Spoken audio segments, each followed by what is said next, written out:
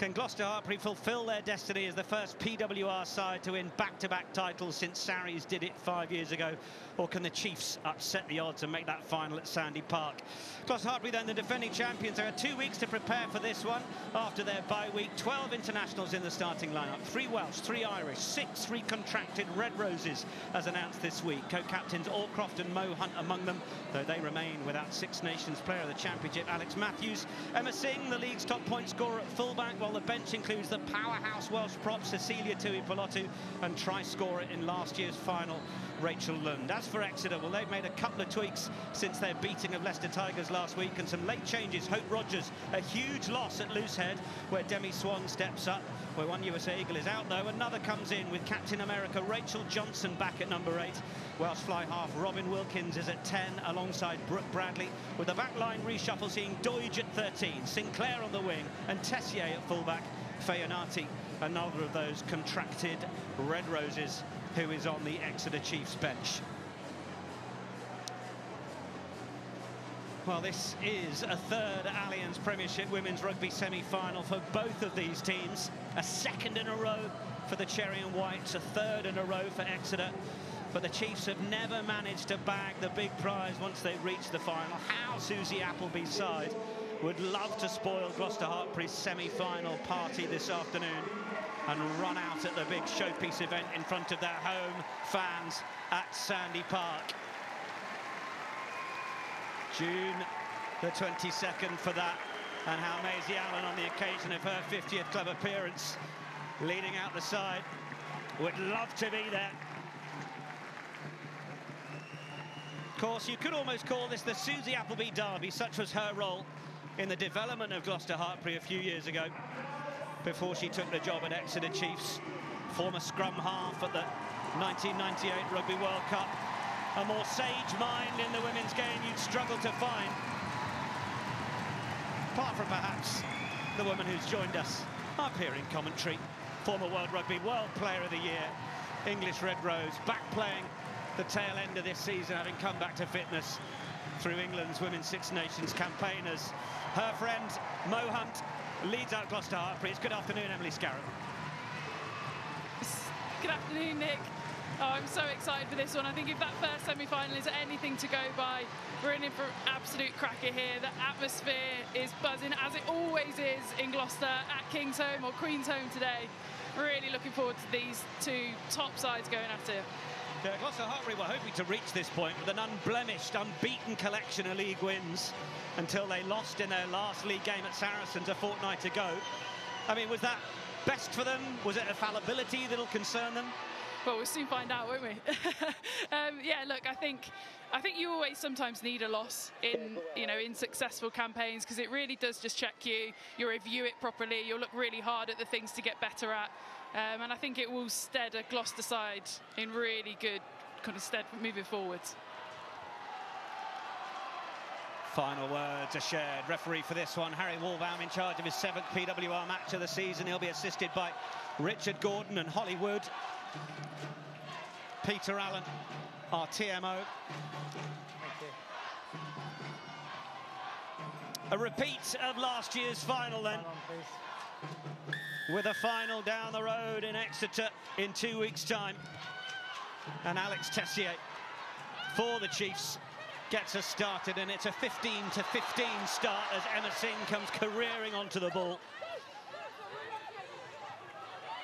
Gloucester-Hartpury up and running over the halfway line. Natasha Hunt plays in for Monaghan, Irish international. Missed a couple with a brain injury, but she's fit and ready to go in this one. Claky George.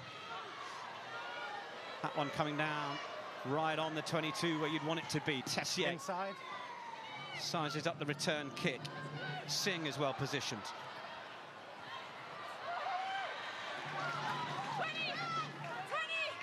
Hunt has gone in there and had to help secure the possession, so it'll be her co-captain Zoe Allcroft who helps get it away. Really bright start from Gloucester. I've seen Emma Singh carrying the ball really well already. Speed of ball. Mo Hunt's really trying to get it going. Hurd. Super from Tatiana Hurd. That was as flat as it gets, but it's a perfect hole for Beckett to come through. And then George again, Maud Muir in the middle. She loves to try and free the hands, but you take your eyes off Maud Muir for a second and she'll continue to rampage, which she did. George, this is a super start from Gloucester-Hartpury. Singh swung around, in for Allcroft, gets low, 2 in the hit. And they stop Allcroft as Hunt goes looking once more. It's a shorter angle that time. Mackenzie Carson, Bethan Lewis waiting for it, as is Muir. It'll be Muir in the middle, just to tip it on for Beckett. And look at the metres that Sarah Beckett can make. They've shortened the Exeter Chiefs defence. They'll pile it over the top. It'll be the game's first try, and it'll be scored by Lakey George.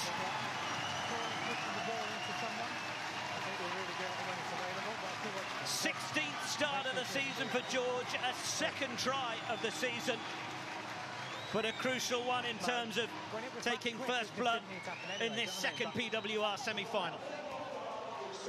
It's a brilliant start for Gloucester. It's exactly what they want. Here's Tatiana Heard. The only way she knows is forward. Then they move the ball really nicely. Maud Muir thinks about that offload in the middle, keeps hold. The recycling of the ball from Gloucester is always so good, so efficient.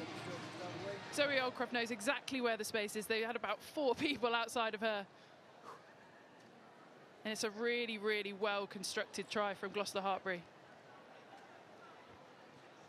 There's such a real keenness for everybody in every department at Gloucester-Hartpury to be prepared to deputise in another department, isn't there? Whether it's getting the ball away from 9, whether it's carrying, whether it's support lines.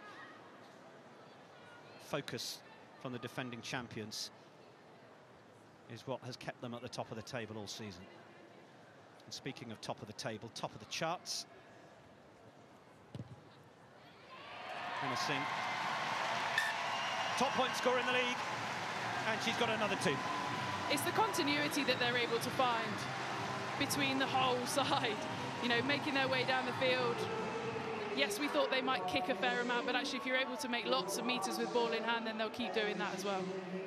Lovely hearing from Zoe Allcroft during the week, talking about the daggers that she shot Mo Hunt in their game against Saracens when Hunt was trying to go quickly a couple of times. She said, we need to just slow the pace of this down. It's the sort of honesty you need between 2 co-captains on the field. Leach ships it on.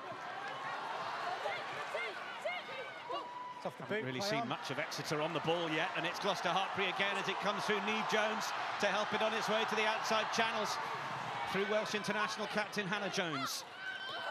Back in. Oh, it's a lovely ball back inside from Brock. Hunt again goes short side. Singh, the footwork's good. Pass goes to hand. This is turning into be a super start for Gloucester-Hartpury if they can make this pay again. Exeter having to try and stop the momentum here. It's a low one for George, and she flicks it out the back. Not the easiest to take, and it was almost going to be back foot red. A gift on a plate for Buchanan. Tackle. One. Chiefs then with Allen.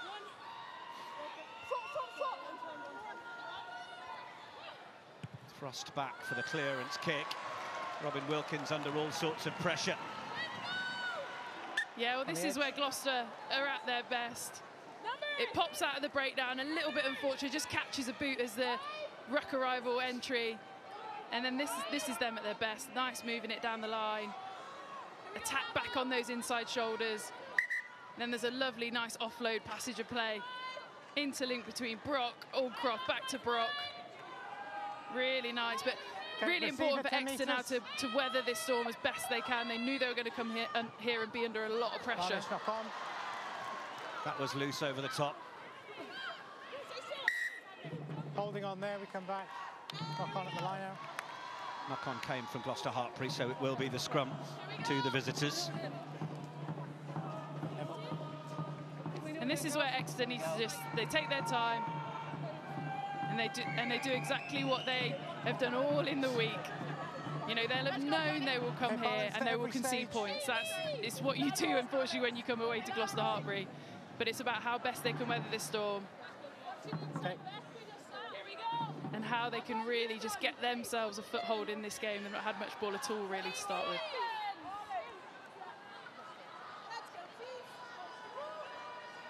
Crouch. Bind. Set. In from Brooke Bradley. Started every game of the season, but look at the pressure that Gloucester-Hartpury pile on, and Bethan Lewis is the one who comes away with it. Brock away from Monaghan. Under the shadow of the post, another chance for the attack. Lakey George, a bit more width on it. Can they make it work? They've just lost a little bit of momentum here. Still on the attack here, Gloucester-Hartpury, as the clock starts to tick into the 7th minute. Gloucester-Hartpury on the attack here, ball back inside. The tribute's being paid to Rob Burrow as Gloucester-Hartpury look to get ever closer. As we've seen marked at Wembley, at Twickenham, at the Stonex, it's our turn at Gloucester to pay tribute to the passing of England and Leeds Rhinos legend, making nearly 500 professional appearances before his greatest challenge in battling MND. We send all of our thoughts to the family of Rob Burrow, and it looks as if it's going to be try number 2 for Gloucester-Hartpury on the wide outside. Combining well and just sucking in that Exeter Chiefs defence once more. But lovely, first of all, Emily Scarrett, to see the tribute shown by the fans here for Rob Burrow. Yeah, really poignant tributes being paid all across rugby grounds this weekend. Such a sad, sad story. And brilliant to hear the crowds paying their tribute in their way. Thank you. But for Gloucester-Hartpury, it's just relentless at the moment. Their handling ability close to the line, their ability to keep the ball alive. Mackenzie Carson there going really close. And then it's great hands on the edge. Again, 2-3 player overlap on those edges. Exeter have really got to find a way to recycle themselves, get a bit more time in the tackle, get a bit more physicality in the tackle to slow this Gloucester side down and just prevent those easy opportunities that they're able to get at the moment out wide. Hannah Jones, the scorer of the second try. Notable as well the appreciation from Rob Burrow, because we know that Ed Slater of this club faces his own battle. Plenty of fundraising for some amazing rugby men over the years, when you consider Doddy Weir as well, to continue research into MND. 12 points to 0 then, less than 10 minutes on the watch. Again, just really easy finish. There's 2 players outside of Hannah Jones there as she scores. Hunt, decent spiral on that. Not the easiest one to take for Buchanan. Try and use the footwork. She's a wiry player, is Kate Cannon. Got a transition contract last July, recontracted on that transition contract this month. But look at the metres made, Emily. Yeah, I mean, it quite clearly tells its own story, doesn't it? And it matches that's on the scoreboard at the moment. But this is really important now for Exeter. Good penalty, great opportunity. First time in the Gloucester 22, just as the assistant referee stops just before the 22-metre line. But how crucial could her role be? Katie Buchanan, she's been brilliant all season. Played with a bit of injury just at the wrong time. But if Exeter can get ball in her hand, give her opportunities to take people on, it'll be exciting to see what she can do. Exeter Chiefs average marginally less visits to the 22, but they're one of the few teams in the league that actually have a higher conversion rate, 3.3 points per visit instead of 3.1. They might not find it as easy against the defending champions today, but they are certainly tiptoeing into that Gloucester-Hartpury 22, or being repelled from it, as Emily Titosi just found out.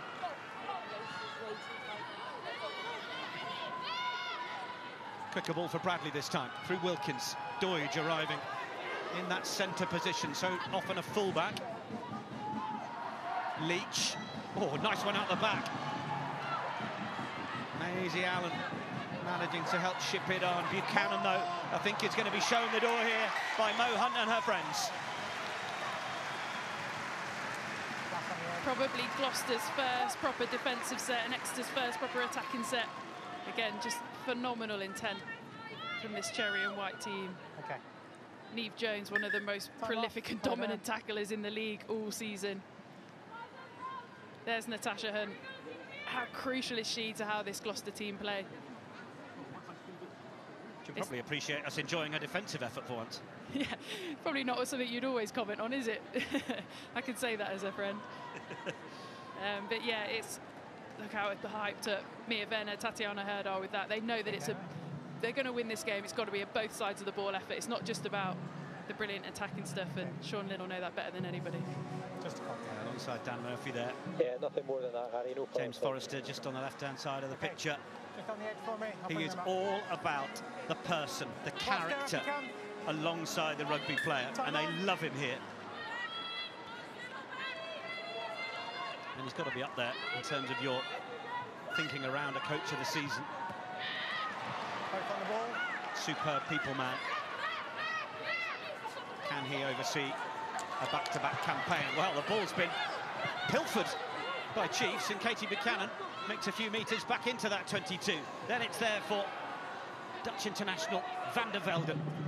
Cantona had to reach and get hold of that, but this is better from the Chiefs. Cantona again, just got caught a little bit behind her own player, and Emily Jeffries. Of course, news that Maddie Feonati has got that contract with England. Great opportunity for her, but she is a player that's largely been sitting on the bench for much of the season behind the likes of Jeffries and Rachel Johnson. And it is Johnson, USA captain, who started every game at the Pacific 4 series at number 8, but that's the turnover. And Natasha Hunt straight onto it. You could see she was looking for an immediate box kick clearance, but eventually employs the use of her fly half in Claykie George, who will oblige with the metres required. Oh, look, great to see Exeter finally getting some hands on ball and able to get through some phases. But just look at this defence from Gloucester and Maud Muir in particular. There's absolutely no way through on that opportunity. And then this is where it breaks down. Niamh Jones again with a tackle. Bethan Lewis straight over the top. And Gloucester are able to clear their lines with relative ease. 6th on the list for turnovers over the course of the season. Bethan Lewis was the starting 7 in last year's final here against the Chiefs. 9 onside. Getting a little bit of movement as the ball is under the arm of Chitosi, Canadian international. Now she will try and smuggle it away to Brooke Bradley. Referee happy enough that it's gone backwards as it's with Buchanan again. Getting a decent amount of time of hands on ball, Katie Buchanan. Then it's Leach away for Johnson. Lewis getting over the top of that one again, but just loses her footing that time. Van der Velden into the double hit as the blonde ponytails swish from Monaghan. A little bit of width for Ailey Sinclair, the Scottish international, to work with. Been and played a bit of Super W with the Queensland Reds, Ailey Sinclair. Advantage, move clear. Now there's a penalty advantage being played for the Chiefs. A chance for them to go, and Brooke Bradley has gone, and she's making super metres. 2 metres short. Chiefs reload, going for the line. Georgia Brock has done her best to get under that. Time off. Time is off. Let's have a listen to Harry Warbound. Get the snipe, and then if they've scored, obviously. I think the call is... Ailey, do you think you scored it? Do you think you got it down? You can be honest, it's penalty advantage. Okay, no, good honesty, thank you. We'll go back, no try. Love that. Penalty, not rolling. Are we going to waste time going to TMO, or can I ask you if you think you've scored it? No, I don't think I have. So let's go back. Goal. Yeah, and let's keep a bit of pace in the game. But what a break from Brooke Bradley. Just saw that opportunity around the breakdown. Really good wheels, got Gloucester scrambling. Pick and go just doesn't quite, not able to get underneath and over the try line, but brilliant scramble D in desperation from Gloucester-Hartpury. And if you are Exeter Chiefs and you've just been asked that question by Harry Warbound, well, you want to play again, you want to keep going. You've got Gloucester-Hartpury against the ropes, so if you haven't scored it, but you've got another shot from the penalty, admit it, crack on. Yeah, I mean, everyone won't adopt the same thought process, but obviously if you know you haven't scored and it's probably going to be picked up in 2 minutes' time once we've had a look at a decent amount of footage, then let's just crack on, let's get on with the game, let's keep a bit of pace about it. You've got penalty advantage, so we know we're going back for that anyway. I've got a lot of time for it, but obviously it would also depend on the question that he was potentially going to ask. You know, did he award the try and therefore looking for a way to disregard it, or was it the other way around? But on that occasion, I think it's exactly the right call.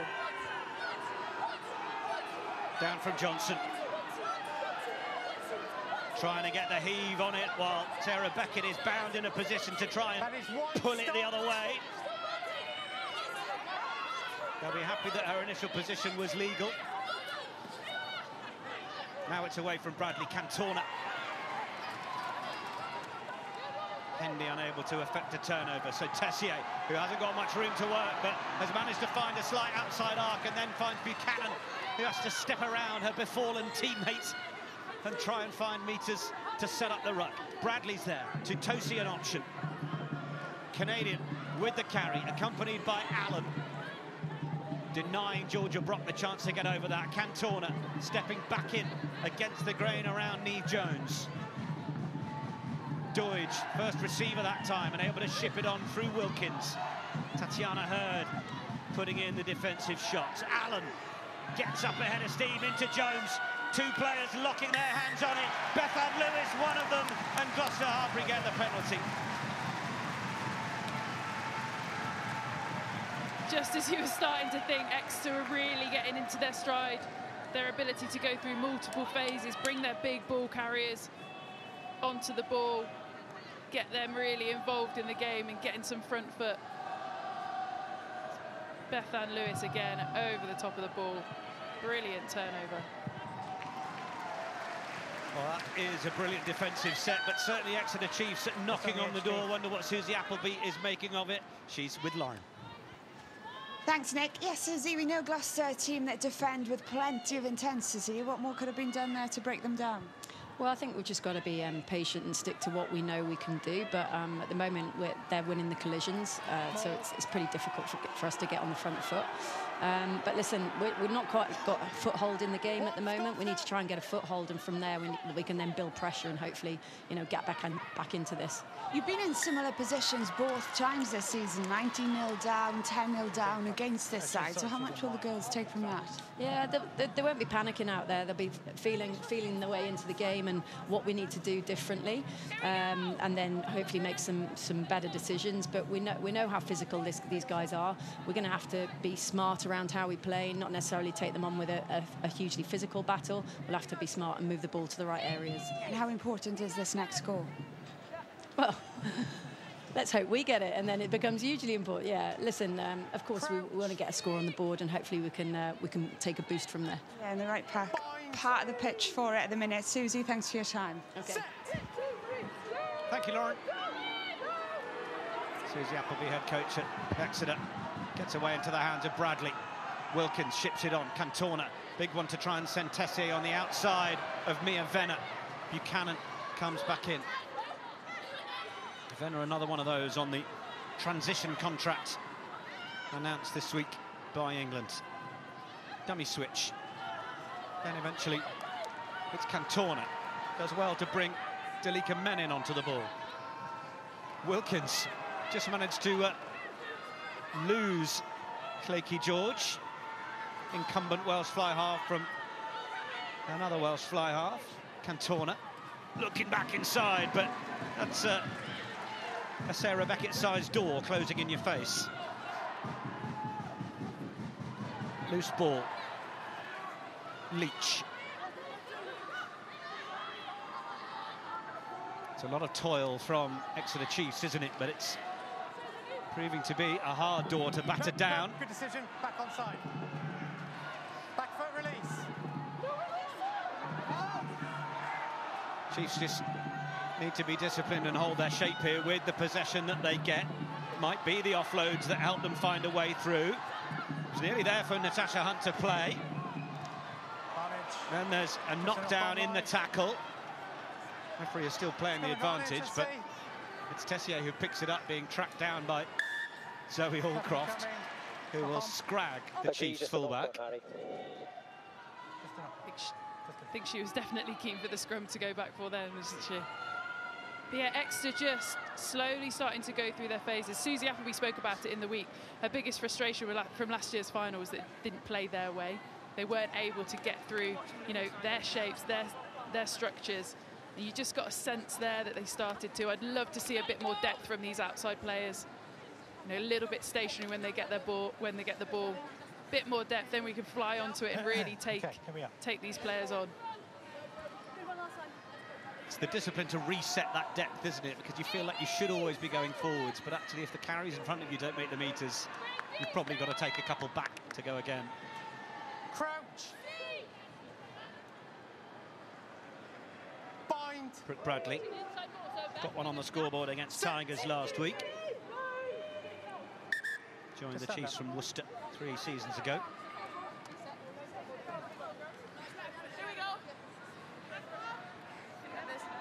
Also, what a front row battle this is. You know, internationals packed everywhere. Maud Muir leading the charge for Gloucester. Dalika Menin on the other side.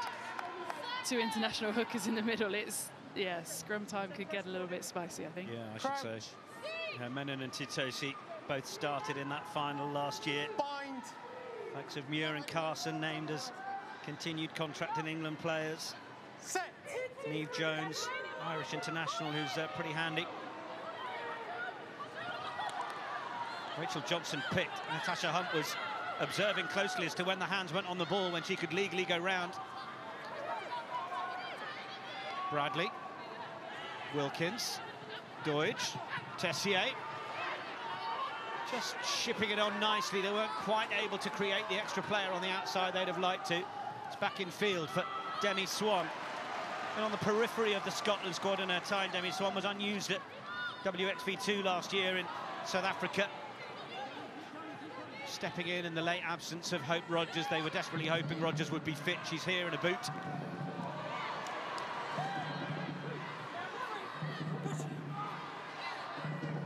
Menin. Just get through, isn't held, so can pick the ball up and go again.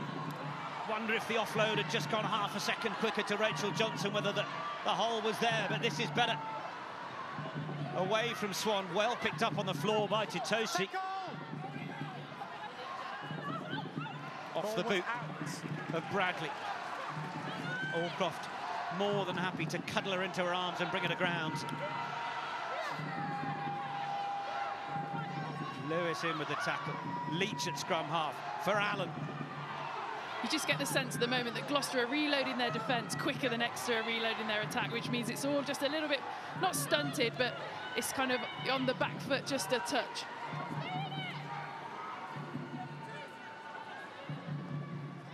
Has to be whiter than white from Gloucester-Hartpury as Chiefs find a bit of room on the outside for Sinclair, but Gloucester-Hartpury are a side that concede the least amount of penalties in their own 22. You can see they're just happy to keep that cherry and white wall to doing the business. Cantona pirouettes in. Oh, Menin's just lost it. And it is a knock-on. Well, listen to the rapturous satisfaction that you can hear around Kingsholm for the defensive effort that's made. Plenty of noise coming from the shed on the far side as well. They love that set.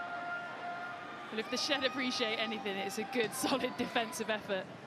I mean, that Gloucester-Hartpury wall, defensive wall at the moment is incredibly impressive. You spoke about the speed at which they're able to reload themselves, get back together. Need to go left of the mark then. And from up here, we've got a brilliant vantage point, and all you can see is this beautiful cherry and white line across the field. It seems to be too impacted by anything at the moment that Exeter are doing. Incredibly impressive.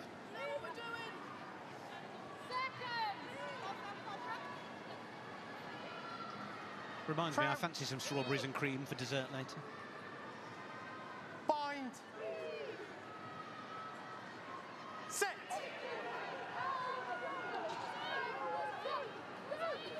Hunt Hunt breaks away, receives it from Allcroft. Have they got numbers to try and attack from here? Hunt, lovely draw and pass. And then for Singh, who gets it away from Venner.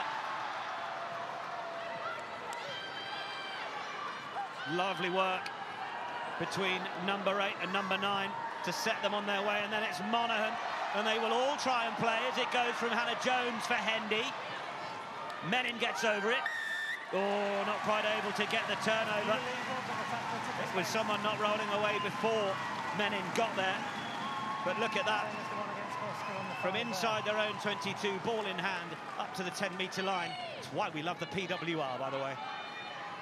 Yeah, this is Gloucester-Hartpury at their very, very best. Just done that huge defensive set, which takes out so much energy. Defending is so difficult.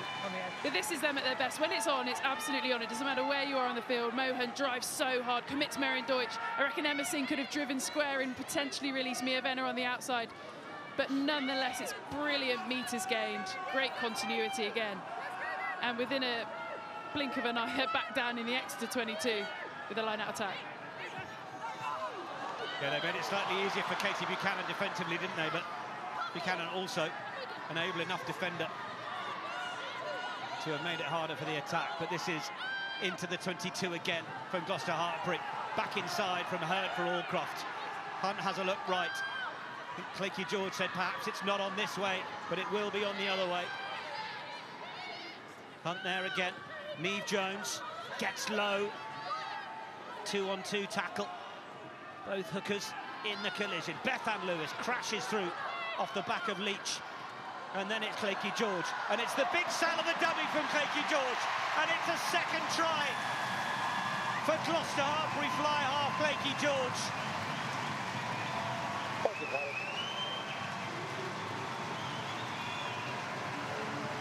Super from the home side. The confidence, the backing of themselves. And you wait for a second try all season, and 2 come along at once.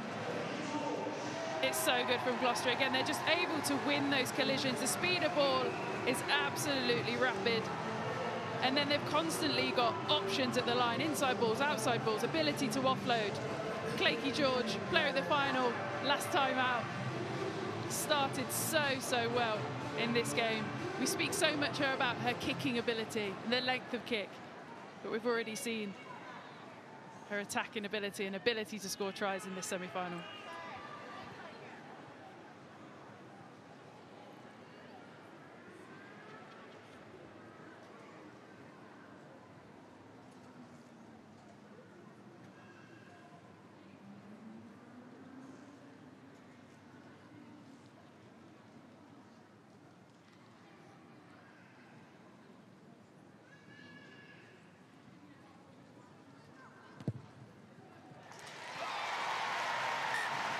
Straight and true from Emma Singh, takes her up to 129 points in the PWR. It's so good from Gloucester. Their ability to move the ball. And I think the biggest thing at the moment that Exeter just need to get a hold on is the speed of the breakdown, because it means they can't set their defensive line how they would want to. They can't then get off the line and they can't make those dominant tackles.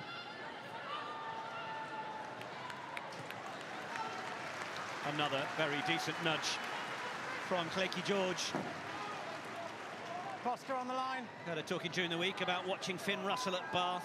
Of course, George was capped as a flanker in Rugby World Cup 2017, just 17 years of age. One of those kicking back rowers.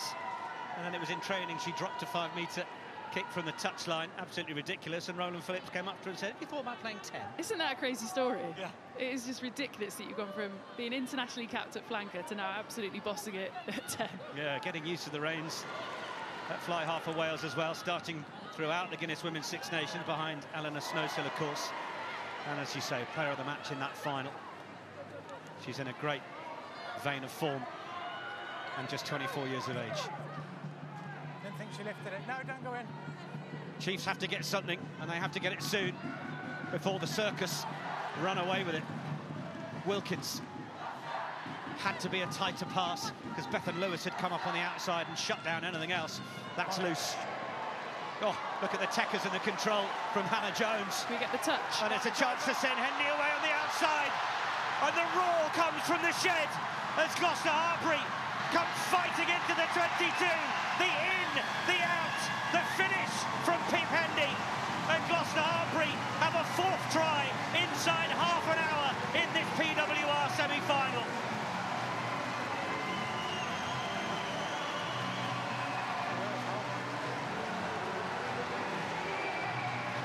This is what the very best sides do. They punish you. Exeter made one error and they've conceded a try. Look at this, just trying to get to the line. Look at the touch from Hannah Jones. It's so good. And then just look at the wheels on the outside. Pip Hendy just absolutely backing herself, and as she should.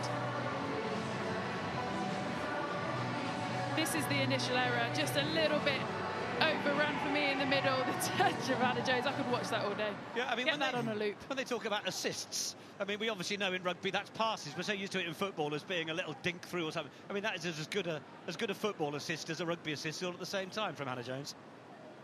100%. And it's also probably a really good show of how much confidence is in this Gloucester side at the moment.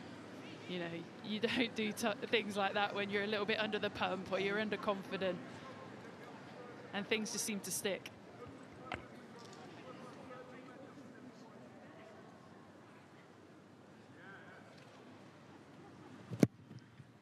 Singh gets another. Gloucester-Hartpury 26 points to 0. And what about Pip Hendy? Made her club debut in the Premiership Cup in September. That was against Loughborough Lightning, scored 3 tries in that competition. She's been in since Rachel Lund was injured in round 9, and Sean Lynn, I think, is pretty pleased with the progress that Pip Hendy has made. What a finish that was. Wilkins, well positioned, little chip through. Check that, Pete. Mo Hunt will take the mark. I think Mo Hunt called that just as it had left the boot. She knew exactly what she wanted to do. And again, Gloucester just trying to get that territory now. Yeah, Georgia sent that upfield. Didn't quite find the touchline. Tessier for Allen. Leach then on for Johnson. Tatiana Hurd putting it about in defence as much as she does in attack. Menin then arriving. Sense of menace about that carry from Menin after it was her knock that sent the loose ball over for Hannah Jones to play keepy-uppy with a couple of moments ago. Lovely ball back inside. That's Sinclair coming off the right wing. And then it's Van der Velden. Wilkins. And it's a chance for Buchanan. Buchanan in against Singh. Not out, ball is not out. No. Johnson. Leach pumps the dummy. And the process needs to be careful about getting isolated. Bradley then for Cantona. Hurd again. Van der Velden. Exeter fans are cheering it on. Worryingly for the Chiefs, Gabby Cantona stayed down, who's such a linchpin in their midfield as Tessier tries to bring it forwards. Hannah Jones had to stop the tackle. He was told to release initially. And then, in fact, it's going to be the Gloucester-Hartpury penalty. And Mo Hunt wants to go quickly.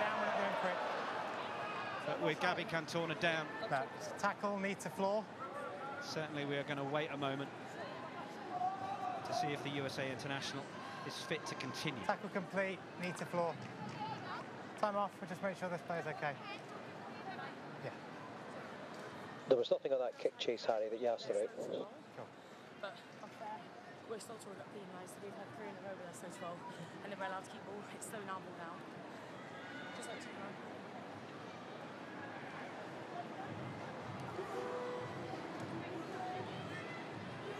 Well, we have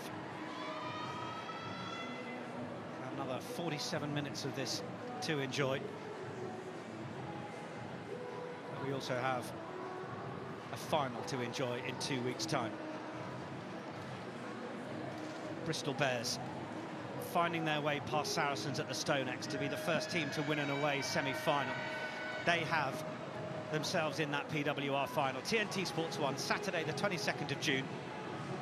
Which of these two will get there? Well, Gloucester-Hartpury have certainly got 1 foot there.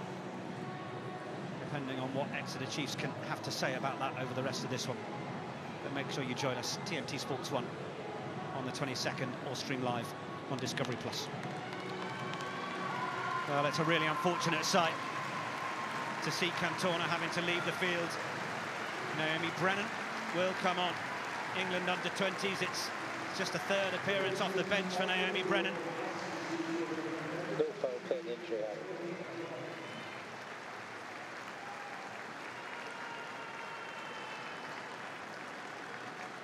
Okay. Not a nice sight, seeing Cantona leave the field like that. She's a brilliant player, brilliant attribute to this Exeter side. Huge loss. But what a moment for Naomi Brennan. Saw the girls as she came on there, getting around, a massive occasion for her. To really stamp her mark, show what she's about at a time where Exeter really needs some players to stand up.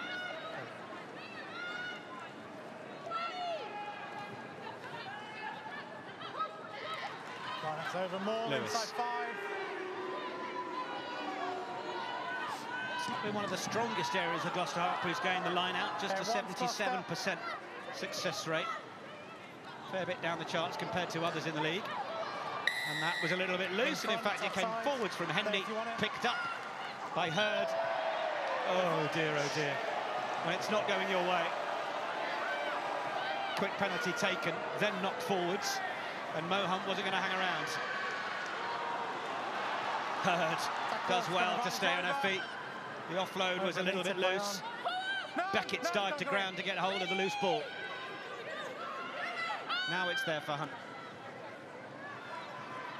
Oh, it's another loose bit of play. We could probably scrap the last 40 seconds of that game, just edit it out and we'll be fine. Well, the girls obviously call themselves the circus. There's a fair bit of juggling going on in that. Yeah, really, I think really frustrating from an Exeter point of view. They had that penalty in a really good in a good spot on the field. Okay, Mark's there. They've got a phenomenal drive-in maul game. Just let me stand a little They elect to try and keep the pace in the game high. Quick tap. I get it. Say it again. But I think sometimes when your back's against the wall, go to what you know, go to your strengths. And that probably would have been the kick to the corner. Once she's off the scrum, it's out. Okay. No Adele McMahon in the Exeter Chiefs lineup. Crouch. If you're wondering about that, Okay, time off. there is a requirement in the regulations of the PWR for there to be an average of 13 English qualified players across the league to develop English players. It's an English league after all, but also at the semi-finals and the finals, 13 English qualified players within your match day 23. And in order to hit those, well, it does mean that you, A, need to have the right amount of players to be able to select, but B, it can mean that some of your international stars have to sit it out. Rachel Johnson with the carry. How Exeter Chiefs need a score to Tosi. They have scored 89 tries over the course of this season compared to Gloucester-Hartpury's 93. Oh, it's another super turnover. Goodness me. So many threats defensively to try and get around, and Georgia Brock is another one of them. She's in the top 10 for tackles made this season along with Bethan Lewis, but that was another brilliant one. Turnover queen. Georgia Brock's been brilliant this season as that kick doesn't quite go out. Yeah, Cannon bouncing back in field. Oh, Beckett. Back, good. Ripped it momentarily. Menin. Swan. Oh, is this coming back on the Gloucester-Hartpury side again? It's another penalty. And it's Georgia Brock again. This is my job. I'll get in and do it. I think she was sad that the kick didn't go out, so we didn't get to see her highlights reel. But as I said earlier, she's been brilliant this season. In a back row that is absolutely stacked in terms of an international profile. She's really stepped up. Yeah. This is the first one. Look at that speed over the ball, straight on it, brilliant body position. And then the second one, very similar, not as involved in the tackle. Exeter player landing on their back. It's almost too easy for her. Exeter have got to have a big focus on pushing that ball back as the ball carrier, and then speed of those first two attacking it in the attacking breakdown in order to secure their own ball. Those are turnovers. Talking about the number of tackles that she makes, she's in the top 10, but actually in places 11 and 12, or 10, 11 and 12, Rachel Johnson, Maisie Allen and Katie Buchanan, who are all Chiefs. So defensive effort and ability is there in both sides. Attacking-wise, well, we're seeing so much from Gloucester-Hartpury so far in this one. Monaghan will deal with the loose ball. Buchanan will dump the Irish second row and skipper. Buchanan punches so far above her weight. She's so impressive as a winger. Hunt for George. Lovely missed pass to send Bethan Lewis through the gap. Mohunt screaming on the inside, but Lewis didn't see her co-captain. And it's a turnover from the knock-on. Chiefs with the chance to try and play from outside their 22. No, don't go in there. Surely if Bethan Lewis had looked inside, it was try time for Natasha Hunt. Men in. Beckett's so casual about her ability to just get in the way and cause problems and be a menace for an opposition. Bradley. Wilkins on the try line. Bradley's going to dummy the pass back for the clearance. Rachel Johnson. No. Need to be careful with the ball in hand inside their own 22, bearing in mind the turnover potential from the home side. Ball's live. Now. Ned. This is the great stuff from Gloucester. Maud Muir's carry. Again, speed of ball. Look how clean that is. And then straight across the front to Bethan Lewis. Sarah Beckett showing those hands, looking like it might be on for her. Natasha Hunt on the inside, screaming for it. Just look at the pace on that ball. Sarah Beckett sells it. Got three players all attacking the line together, all looking threatening.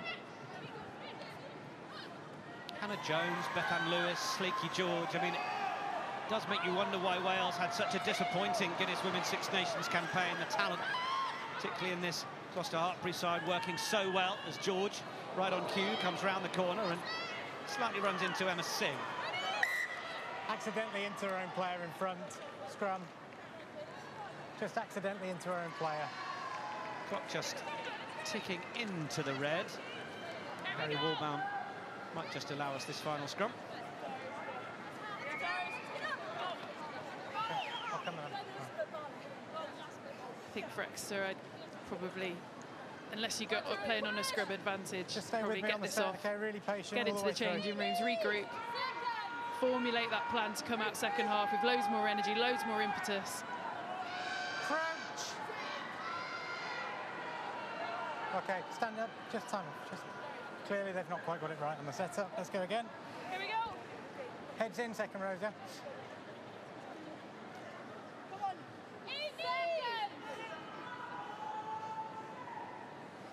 Crouch. Bind. Set.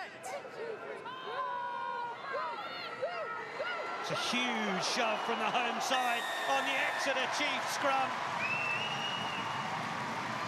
Penalty to the Cherry and Whites. Two arms in the air from Sam Monaghan. Clock might be in the red, but the circus have no desire to stop entertaining us in this first half. Have another look at this. That's super, super powerful from this Gloucester pack. Look at that, just that patience, just that dip, and then that drive. Everyone working together, all in sync. Maud Muir and Mackenzie Castle love that one, and as they should. WXV coming later in the year when they will meet their Canadian friends internationally. Stolen backwards. Oh, but then it's been stolen by Exeter Chiefs at the line out.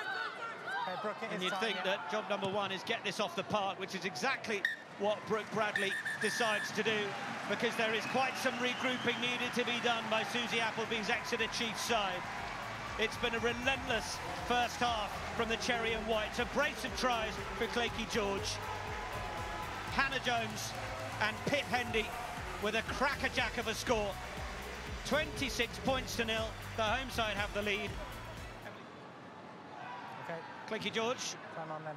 2-try scorer, will start the second half. The Shed on the far side have been delighted with that first 40 minutes.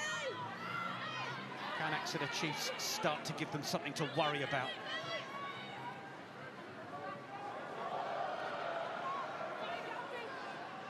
Here's the first carry from Miller Mills. Bradley. Just a slightly late feed as Wilkins got around the corner, but that's a really good carry from Van der Velden. Super work. Much needed meters, and well, Emily Scarrett said it at half-time. Chiefs have to sort of forget about that first half and come here and now play, show us what they've shown us over the course of the league to date.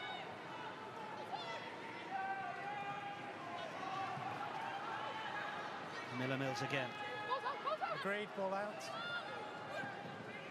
Little chip through. George, the one to take it.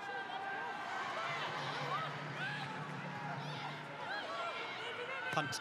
Sensing no one was quite in the backfield. Katie Buchanan was just about there, but it skipped past her into the 22. And Bethan Lewis is giving chase. And Buchanan, oh, it didn't seem like there was any way out of there. She has managed to get out.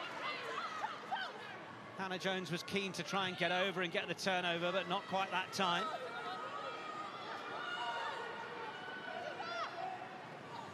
Wilkins for Deutsch, but Van der Velden unable to get hold of it. Knock-on advantage being played.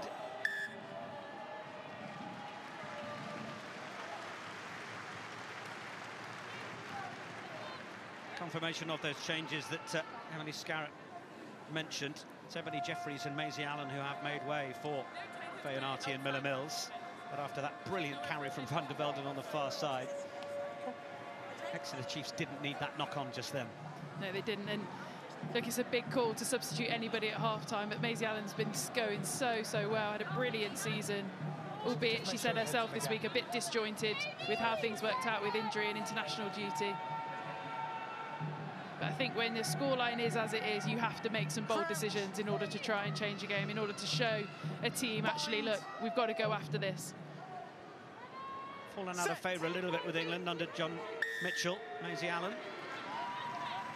Hunt takes the free kick from behind the mark, then cuts in field, then gets the offload away to Mia Venner, and how they love Mia Venner around here. But Rachel Johnson's tried to get in and rip that away. Not quite that time. Lewis. Stay there, Rob. Hunt has it. Carson waits, releases it out for Hurd. How did she pick up that? It's there for Jones. Jones for Singh. They got Hendy on the outside. Singh to straighten and try and go for the line. Brought down a metre short. Advantage over. Hunt's there. Muir. She will drive hard as well. Players arrive to get cleaner ball as Zoe Allcroft is bisected by the Exeter Chiefs opposition. Slows down momentarily. Beckett driven on. Hunt gets there, wanting quicker ball as Muir finds the line. Try number 5, the first of the second half. It's taken them 3.5 minutes. And for Maud Muir to find her 4th try of the season. And there's hands on hit from the Exeter Chiefs underneath the posts, as they wonder how they can repel this cherry and white's juggernaut. Yeah, they picked up exactly where they left off in that first half. Nothing wrong with that grounding. Brilliant body position from Maud Muir. This is the initial break that got it going. Ailey Sinclair was a whisker away from an intercept. Could have been all down the other end of the field. But again, this Gloucester side is so well drilled. They're so good at their basic skills, securing breakdowns, getting players round the corner. And then a Maud Muir v Alex Tessier battle. Front row forward. Via 10 or a 15 as she is today. There's only ever going to be one winner. Singh with the conversion as just down below us Mackenzie Carson makes way. Elle Perry coming on for Gloucester, named in the England training squad in January for the first time in a couple of years. Last cap for El Perry was a certain game for England against France in the November internationals in 2020. I remember Emily Scarrett blowing her cheeks at the end of that game with a late penalty. As blimey, how did we get away with that? I remember it well. Thank you, George. From Hunt.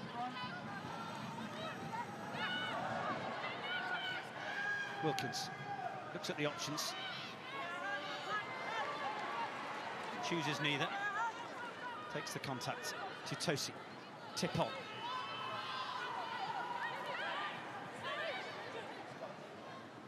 A little bit high there. Just losing a bit of momentum. They need to get the go forward. Doidge will do that.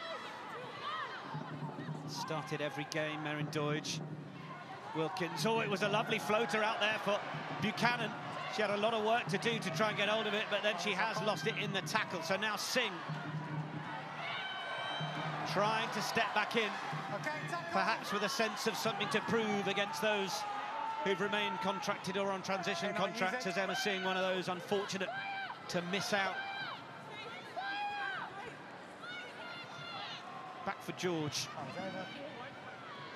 Fancy the chance of a simple exit, but it's Tessier who will try and run it back. Little Dink is among a collection of Gloucester-Hartpury players, just to try and cause a little bit of confusion as to who might take it. Cleared into the big screen on the halfway line. Probably second time of asking for Gloucester in terms of clearing their lines, getting the ball off the field.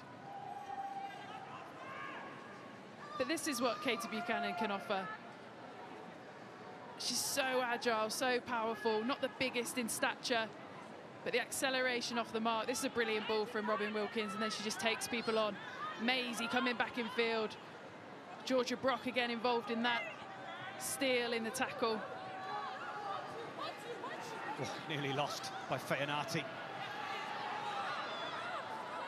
Brock just getting over that ball momentarily, but then it's there for Van der Velde, and there was a weak shoulder on the inside. And the Dutch international able to step through that, and then to Tosi. This is better from the Chiefs, and it's quicker ball as well. Menin recognising the chance to go. Brock trying to get over the ball and possibly managing to do so, not quite. Closest Exeter Chiefs have come all game. Johnson!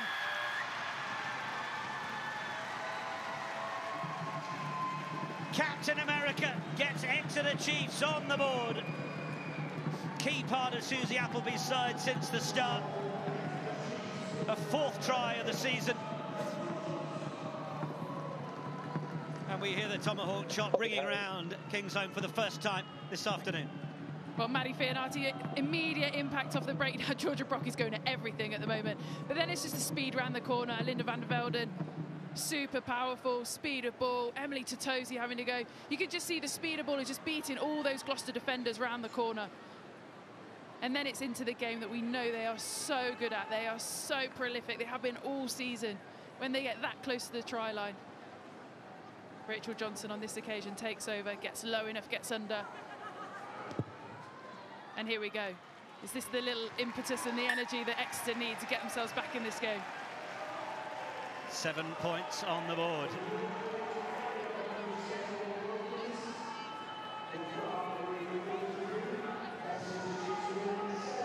Georgia Brock again, she might be unlucky to have not been, didn't obviously hold on to the ball on that occasion, but over every single breakdown. And then it's just a little bit of patience. So hard to defend when you get that close to the line, when she's that powerful and she's that low.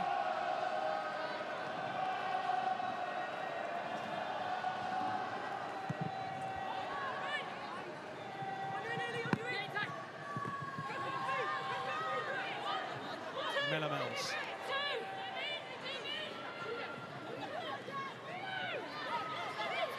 Just beginning to trust those little shorter tip-on passes, Exeter Chiefs. They've got to give it something. That was good work from Hunt to just shut down that outside angle. Tackle now. Good.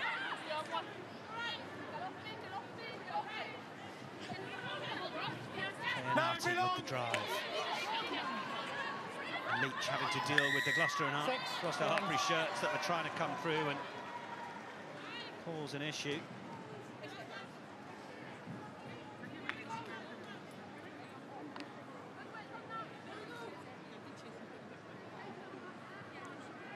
Georgia Brock on that occasion just not quite getting the transfer of weight right.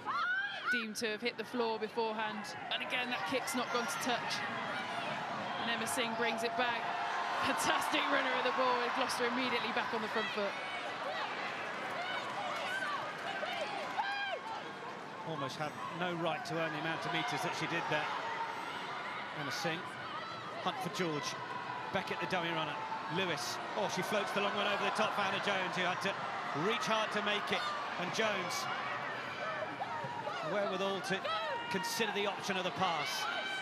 Flaky George lays it back for her half-back partner, Natasha Hunt.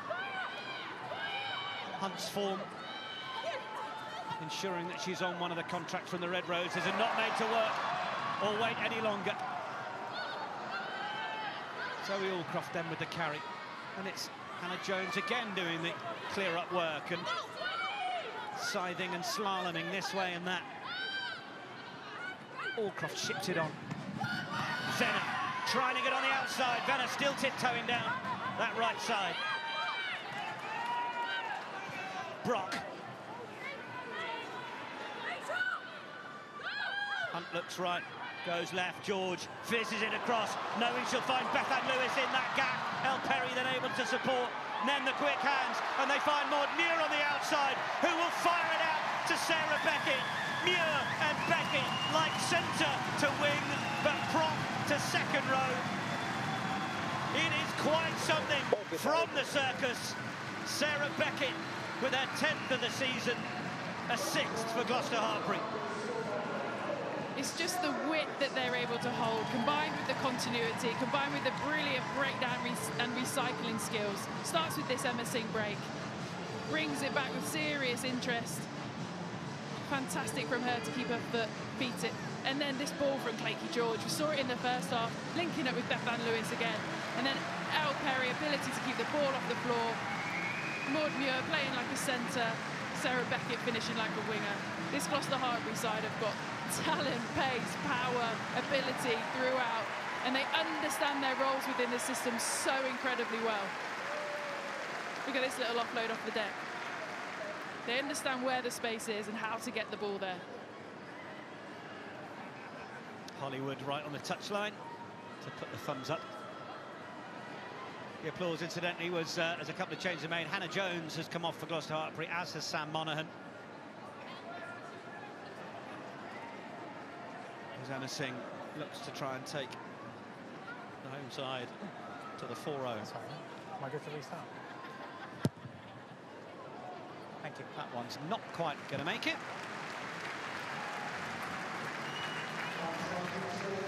Well, it is proving to be quite the home side performance. They have got that 1 foot firmly in the final. Imagine a man who's quite happy about that is Sean Lynn. He's with Lauren. Yeah, Sean, when you score 4 tries within 30 minutes, sometimes a danger team can take their foot off the gas. Hasn't been the case for your side this afternoon.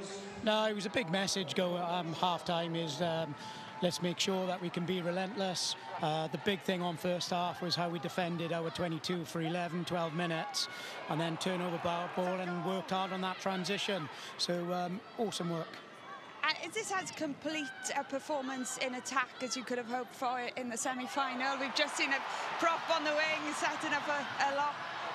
Yeah, look, you know, that's something which we take a lot of pride in our play, just making sure that backs, forwards, they're linking up, their combinations. You're just looking at here, everything is intent and going forward. Yeah, you're doing a good job of commentating on this, but we'll hand it back to Nick. Emma Singh will finish an end-to-end score. Started by Mia Venner, finished by Singh. Another exceptional score from the Cherry and Whites. Sean Lynn talking about the transition from defence to attack. Emily Scarrett, what about this? It's so impressive. Again, that ball from Claykie George right across the front of the defence. The fizz on it to get to Mia Venner. We've not seen a huge amount of her this game, but her ability with ball in hand. You can see Eleanor Perry there. She wants to give it. She's trying to find the space. Decides it's not the right option with defenders in the channel. They just take their time. They recycle again. Brilliant ball from Tatiana Hurd. She understands the depth management. She doesn't move her feet. She just holds her ground, fizzes that ball across. And Emma Singh scores it, but she's got Rachel Lund outside as well. We talk sometimes in commentary about the importance of the decision when not to do something, and actually the moment that El Perry went, well, hold on a minute, this is actually the point to just fix this, put another ruck here, produce another offside line and let people then play from there, and then Hurd fizzing the pass out. It was just the right decisions of when to and when not to that all combined. It's so impressive, and the decision-making, as you say, is incredibly impressive. That ball from Clayton George starts it. Georgia Brock in the picture again. Mia Venner does what she's been doing all season, taking defenders on, skinning people left, right and centre. And then again, it's that composure, that recycling of the ball. Tatiana Hurd, as I say, fantastic ball from her. And Gloucester is still flying. I feel like we could have enjoyed Sean Lynn finishing the commentary on the whole trial, couldn't we? No doubt enjoying every minute of what he was seeing. Okay, hold forward. I think the moral of this story for any team wanting to try and take on this Gloucester-Hartpury side is not to do it 2 weeks after they've been beaten by Saracens. Yeah, we spoke earlier on, didn't you? You asked me, was that a good thing for them, or is it, you know, potentially something that could dent their confidence? You can answer us now. I think we've got a decent answer on the scoreboard. Feyanati, good bust through the middle. Sarah Hunter, who was watching Feyanati during that first period of the season as the England coaching staff went on their rounds to have a good look at everybody, and Hunter in her transition coach role was also looking at the back row options, and like what she saw in Feyanati, backed up by the rest of the coaching staff, that then saw her earn her first cap during the Guinness Women's Six Nations debut against Italy. Expect to see a lot more of her next season, of course, daughter of Zach Feyanati. Beckett is just absolutely flattening people today. Another brilliant shot from her defensively. Naomi Brennan trying to find some metres where there are not many this afternoon. Then it's Tessier, then Doidge, just finding Tatiana Hurd. Exeter just playing between the 15-metre lines at the moment. Just not able to get enough shape to get them into a wider channel. And Gloucester's defence just absolutely containing them within that. You've got to get the ball to an edge, you've got to stretch them, got to really challenge them. Just get a sense that the Chiefs are tiring a bit as well, don't you? Having to put it all in defensively and chase down Gloucester-Hartpury. Then when they've got the ball, the effort to try and find the space and find the holes is just drawing so much out of them. I mean, Sean Lynn talked about how proud he was of that defensive performance in the first half. What, 11, 12 minutes he makes it, that they just put up that white and red wall. Yeah, I think your fatigue point has just been brilliantly illustrated in that last play. It's a tired pass. And what do you want to see if you're Exeter Chiefs now? Oh dear, we've got Cecilia Tuipolotu to bring onto the field. Is that all right? Third highest tackle success rate across the PWR. 20 caps for Wales. Oh yeah, she's only 20. The depth in this Gloucester squad at the moment is an absolute joke, to be honest.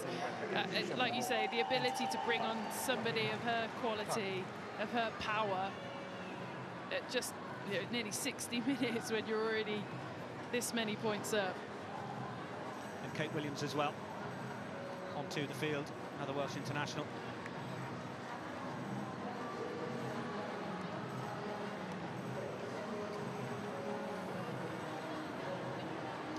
Whether there might be a little reshuffle going on at scrum time. Zoe Aldcroft, I think, might be stepping in with Kate Williams in the second row, which might see, might see Sarah Beckett at the back row, but I can't quite see Beckett right now. Carmen Castellucci is onto the field as well, on the flank on the near side. So there we are. Bethan Lewis, I think, has slipped back to number 8. So a bit of a reshuffle in the pack with Spanish international Castellucci back in, 6th appearance of the season after 5 months out with injury. She was back against Saracens, the 21-year-old.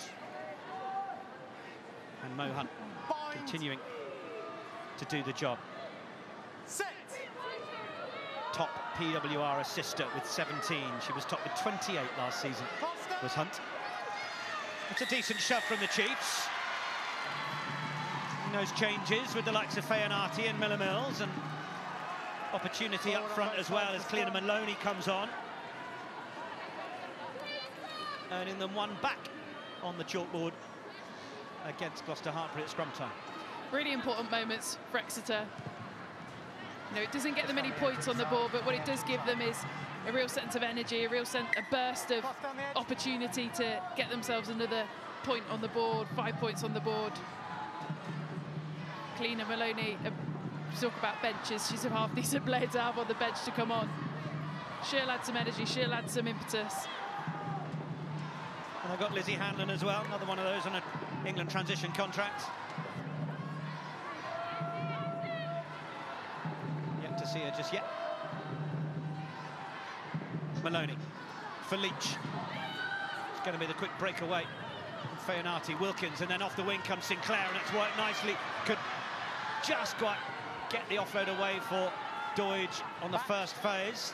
It's gone backwards. Tessier, quick hands to give it to Buchanan. Trying to get those legs going.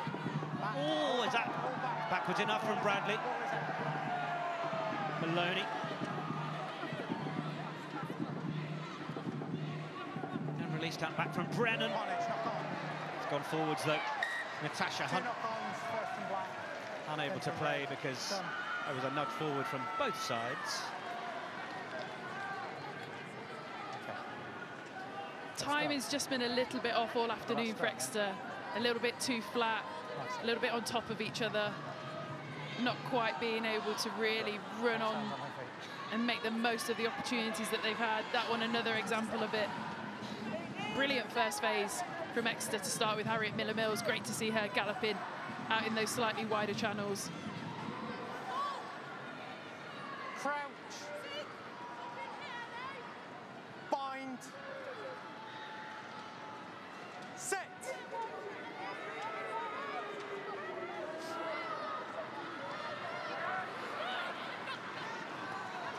Pick up from Lewis to Hunt. Buchanan. Tiptoed away from the whitewash, but Emma Singh is holding on to that shirt for dear life. Gloucester-Hartpury.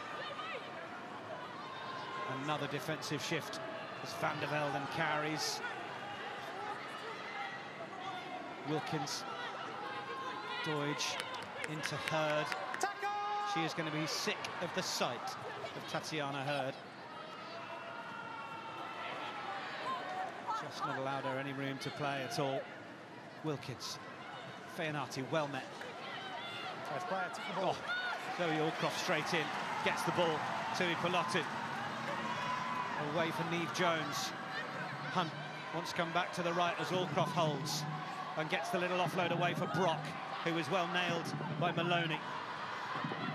Counter ruck is good from the Chiefs, or is it not? Referee saying players having to put their feet on the ground and go to ground, so it will be a penalty to Gloucester. It was a really good competition just until, I think it was Maddie, just went over the top, lost her feet, straight off your feet, but initially it was a brilliant counter ruck. Okay, and that's what you've got to do against this Gloucester side. You've got to try and slow the momentum down. Time off, go ahead. Gloucester-Hartpury are amassing a few changes down on the touchline. You can see Lizzie Hanlon is now on for Exeter Chiefs, but we're also seeing Bianca Blackburn coming on, replacing Mo Hunt. Millie Hyatt is onto the field as Claky George makes way. Trying to keep up, Emily. What else have you spotted? No, I was just thinking that the ability that Sean Lynn has to take off and rest two of his most valuable assets in Claky George and Mo Hunt at 62 minutes in the semi-final. I mean, it just shows the place that Gloucester-Hartpury are in. 100%. They're trying to track down this attempt to get to the wider channels from Exeter Chiefs. There'll be a little bit of switcheroo of positions now for Gloucester-Hartpury in terms of the back line as well.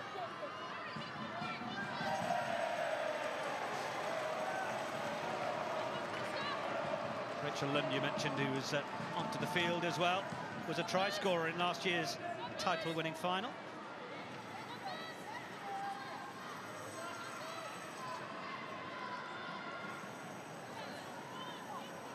There is another final to be played. 17 minutes between Gloucester-Hartpury and making their way to Sandy Park. TNT Sports 1, June 22nd, just under a fortnight away. They will be taking on Bristol Bears live on TNT and streaming on Discovery Plus.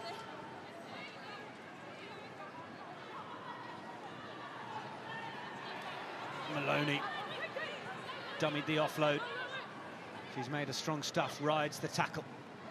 There for Brennan. Brennan's looked pretty comfortable since she's come on for the 20-year-olds. Leach on for Miller Mills, then just the tip on for Tessier. They were desperate to try and find a bit more room for Sinclair on the right. 9 rules! Turnover, Gloucester-Hartpury are also going to get the penalty. And look at that. Tatiana Hurd might be flat on her back, having been clattered. She's still got time for the double fist bump to the skies. We've won the ball. Thank you very much. Yeah, she was just first on it, wasn't she? Reacted first, wanted it just a little bit more. Millie Hyatt's come on, replaced Claky George. She'll slot in at 10. England under 20. Been playing more in the centres throughout this season for Gloucester when she's had her opportunities. It's so important that they have that backup at 10 if they need it. Yeah, they do like what they see. Oh, it's been one back, and now it's Neve Jones. Almost got 2 balls on the field for a minute. Millie Wood brings back the playing days and whacks that one off as El Perry. Driven back, Bianca Blackburn hurriedly trying to get hands on it. Tui Pilotu. Haven't seen too many metres in the carry from the Welsh internationals so far. Tatiana Hurd will happily take up the cudgels and continue to do so in the 66th minute. Back in it comes. Little ball inside from Lewis to Tui Pilotu was nice, and she's still going, Tui Pilotu, believing she'll go all the way, because she will go all the way, because she's Cecilia Tui Pilotu.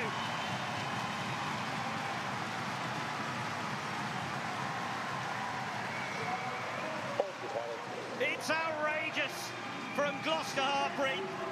They are blowing away Exeter Chiefs on their way to the PWR final. Brilliant play around the front of this line-out to start with. Love one of those special plays, just taking the Exeter defence by surprise. Neve Jones up the front, Castellucci, and then Cecilia Tui Pilotu. This is the carry first, from Tatiana Hurd, just setting them up. Sees Cecilia, just that inside ball from Bethan Lewis. I mean, she's a physical joke, isn't she? She is all power, all intensity, all intent. Zero right to score from there. Breaks the first, hands off the second and the third. Shows the ball, bumps the fourth, rides the fifth over the try line. What a finish that is. What I love is that as Emma Singh brings up 50 points against Exeter Chiefs, remarkable. Bearing in mind that over the course of this season, well, in December, Gloucester-Hartpury went to Sandy Park, where they beat the Chiefs by 4 points that day. In March, they beat the Chiefs just by 7 points. This is a remarkable scoreline from the defending champions, and quite a statement, by the way, to Dave Ward's Bristol Bears, who will be keeping a close eye on this and going, right, how do we stop that exactly? Yeah, I mean, they'll be under no illusions as the challenge in front of them. This is a pretty much a full-strength Gloucester-Hartpury side, obviously with the exception of Alex Matthews. For Exeter, they've obviously missing quite a few of their key players. Suffered a decent amount of injury throughout the season, so it probably wouldn't be the team that they'd want to put out entirely if they had everybody fit and healthy, but nonetheless, you've got to play what's in front of you. Gloucester-Hartpury have absolutely smashed this one so far. 4th time this season they've brought up 50 points or more. Tessier sends it down for Singh. I was going to comment on Tui Pilotu's try, where she looked like, OK, I've got to ride the contact of the first one, I've got through. Oh, well, now I've got another tackle to get through. By the time she saw Tessier, she said, I'm going to bowl you out of the way here. Remarkable. Oh, now that was semi-charged down, but Tessier will try and make the most of it. Broken play is normally something that much rather suits Gloucester-Hartpury, such as their ability to score from counter-attack. 31% of their tries this season have come from turnover ball. But what have the Chiefs got as Feyanati plays for Buchanan, who's just lost it, but you heard it was a rip from Gloucester in the process.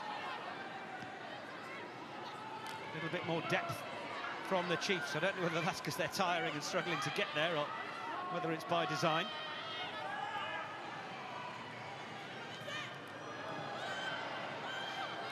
Decent carry from Hanlon. Plenty of time around the England base. Oh, and that's a nice chip through from Tessier. Oh, and she's almost basketball played it back for her teammates. Brennan. Oh, it was lovely. The way the bounce pass will just work out sometimes. The support not quite there initially, but then it arrives from Hanlon. Quicker ball to get away this time. Over the top from Bradley, looking for the option. Controlled by Buchanan. Exeter Chiefs going in search of a second try. How hard they've been to come by for Susie Appleby's side. Tackle clearly made. Oh, and have they got themselves a turnover? Not quite. Gloucester-Hartpury. Have a look at the break if we've got not time. Getting out of the way. Quick tap taken. Maloney going the way herself. Oh, that's how you do it. Ball down, try scored, let's get out of here. Clear to Maloney.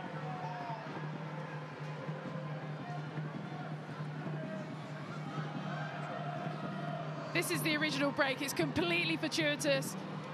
A ball on the ground, picked up. Great last-ditch tackle. Lizzie Hanlon on the support line.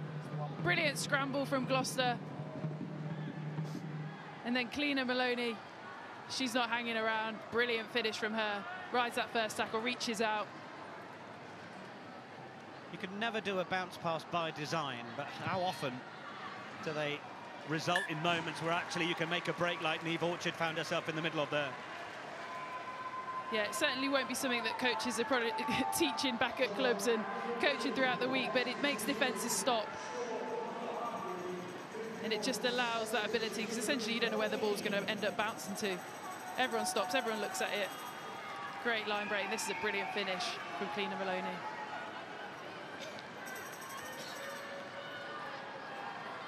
Back in the Ireland fold in the Guinness Women's Six Nations, off the bench against Wales, England and Scotland. 9 tries in 11 appearances for Maloney now in the league. Tessier.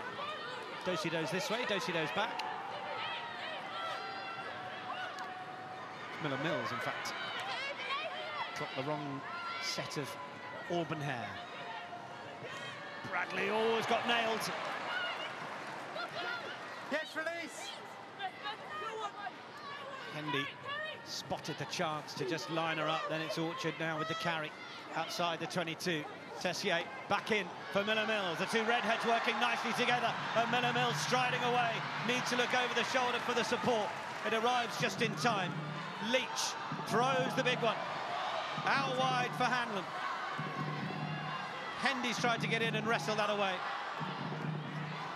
Got no time on the ball. Taz Bricknell having to go in and get that one away. Former Gloucester-Hartpury player herself, and of Bristol as well. Tessier. Oh, that's not the greatest execution of the little dink through. It's just handed possession over to Gloucester-Hartpury. And listen to the shed. Listen to King's Home. Named Queen's Home before, and it's certainly the Queens of Gloucester that have put in an astonishing performance this afternoon. A little bit loose at the back, Singh with some work to do as she eventually stumbles to the floor. I think that was the slowest fall in history. Bethan Lewis. A little bit more depth on it from Millie Hyatt to just send this downfield and say, let's play the game in another area of the field, please. Brooke Bradley just wants to run this straight back down this channel. Tried to smuggle it to Tessier, that didn't work out. gone forwards at least once. And 2 knock-ons. It's going to allow Amy Dale to take it on. Okay. Hyatt. Oh, she's looked for the kick on the wide outside to try and give Mia Venner a chance. Venner nearly gets away. Then Hurd coming back to the right and will get the ball away to Hendy. Pip Hendy to try and go in from the right wing once more. Brought down as she cut her way back in. Now Venner for Allcroft. Allcroft goes through 2. Eventually brought down by Leach. Perry, so close. Players arriving. Over the line. Is the ball down? Held up. No, it's held up. Amazing defence from Tessier, given the circumstances, given the scoreline, as Gloucester-Hartpury looked to put another one on the board with 73 minutes on the clock and the game done. There's some lovely touches throughout that passage of play. The crossfield kick, probably a little bit too deep for where the space was, but regathered nonetheless by Mia Venner. Offload out the back from Tatiana Hurd, and Gloucester come again. Rachel Lund absolutely blown her way through the tackle, and it's Tui Palottu again. Certainly no sense of being worried about having come back from a broken wrist from Rachel Lund in that drive. Away from Hurd once more, Venner. She's got the manoeuvrability of an octopus, the way she just moves one way then the other. Full 360 degrees from Mia Venner. Blackburn just sniping. Then it's away for Brock, denied a couple of moments ago as Rachel Johnson tries to stay in the fight and make the tackle. Then it's Allcroft, then away for Perry, and the wave of cherry and white shirts is just causing nightmares for Exeter Chiefs. Sinclair in a really good position to make the tackle and win the turnover. Admirable hunger from the Chiefs. So we're just going to check 21. And from the Scottish international. What a read that was. Ian, you happy? On the end there. Again, Gloucester just seemingly getting through their phases. Yep, good to go. Turn on. Brilliant continuity by them again. Huge overlap again. But just watch this read. Comes from the outside. Wraps up the ball. Doesn't matter about a 2-player overlap if you're going to do that. And then you're going to get over the ball. What a play that is by Ailey Sinclair. Spends her time as head coach of the Exeter Chiefs Player Pathway Programme, Centre of Excellence team. Sort of one-on-one collisions of defence that she will have exhibited in the Commonwealth Games a couple of years ago as a sevens player. And that's another little loose one.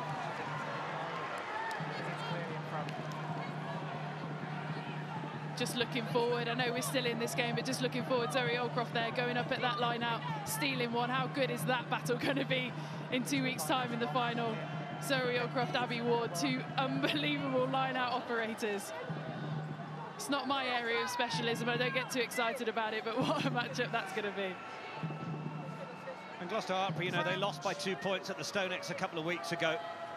You sort of know what game you might get between a Gloucester-Hartpury and a Saracens side, but there is something so fascinating about the game against Bristol as the final this year. I think it's so exciting. You know, the ability that both sides had to move ball, to play with the ball, to express themselves. You know, it's certainly not going to be a boring kick fest. Chip through from Buchanan. Venner having to chase back and predict the path of the oval ball. Hendy was the one to take responsibility. Don't push it into her. And you'll forgive us perhaps for talking in foregone conclusions about the final next week. We are into the last few minutes of this one with 50 points on the board, so I think it's probably all right. Fired back for Hyatt. Is this going to find touch? No. Tessier, well positioned. She's had a brilliant game. For those on a losing side who've contributed well, you'd have to say Alex Tessier is right up there. Poppy Leach. Advantage off feet. Offload was good for Johnson. Tessier once more, firing it back for Brennan. Just had the legs taken away. We'll go back. Penalty Chiefs. 15. 7 off feet, yep, good. Tap and go from Rachel Johnson. Gloucester-Hartpury not interested in competing at that breakdown. As the Chiefs look for another. Deutsch driving as hard as she can. Will the Chiefs leave Kings home with a third try? Miller Mills waits. Leach goes. Stopped short.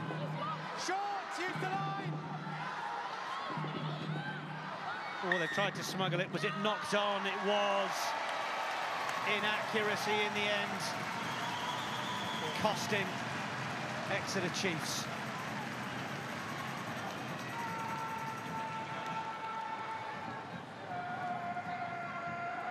Well, Emily, who's impressed you this afternoon in this monumentous performance? It's been unbelievable from a Gloucester-Hartpury point of view. I think you could name every single player in the pack in terms of the contribution they've made. Georgia Brock, Zoe Allcroft, Maud Muir have all been phenomenal. Neve Jones as well there. But for me, the player of the match, that everything goes through the 10. She scored 2 tries herself. The balls that she's put across the front of the defensive line and the way she controlled that and brought players on. The PWR player of the match is Clayton George.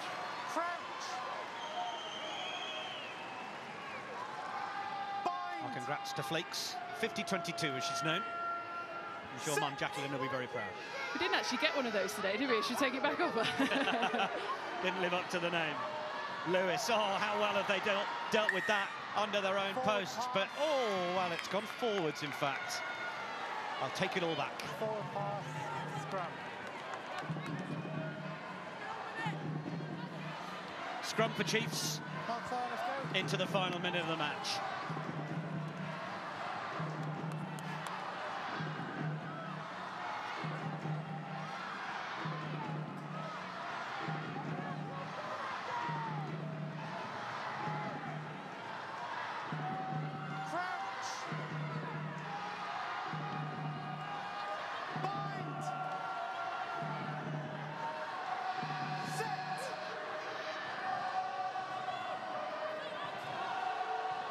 Scrum goes down, encouraged to use Tessier. They've got numbers on the left. Tessier will float it wide for Buchanan to finish it off.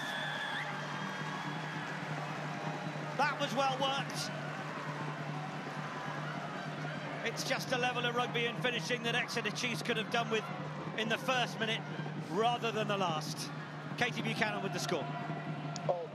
Yeah, it's a really tough way to finish, but it just shows the heart and the togetherness of this Exeter side. You know, it's been a tough afternoon for them in terms of the scoreboard. But finishing on a small high like that, I think is, you know, no more than they deserve for a brilliant season that they've had.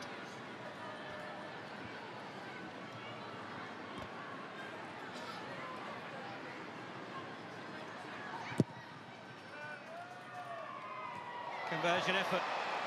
Bounces off the upright. It won't be the extra 2 for Tessier. It will be the end of the road for Exeter Chiefs.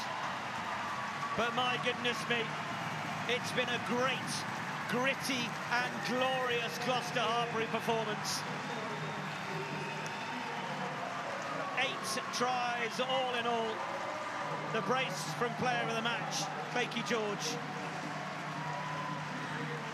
Among a phenomenal collection of scores and a comprehensive performance that sends Exeter Chiefs back down the M5, where Gloucester-Hartpury will follow them in a couple of weeks to take on Bristol Bears. The second semi-final finishes Gloucester-Hartpury 50, Exeter Chiefs 19.